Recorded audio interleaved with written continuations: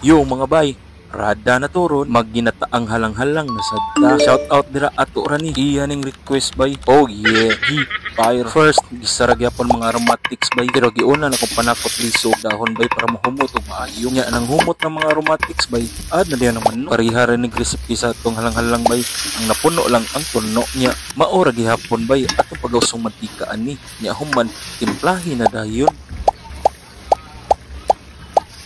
Mix well nya pabukalan sad balik bay before ibutang ang suka ha. Nya after butang sa vinegar bay pabukalan na sad balik before natuo kayo. Nya isimmer na lang ni bay hangtod mo aksyon og humok ang manok og padung na mahumok ang manok bay.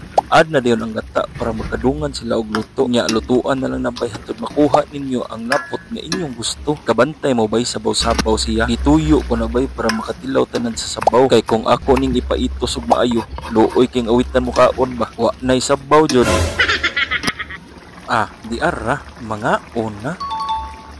Sa mga shoutout o request, comment lang sa ubos mga bay. Ali, nga una.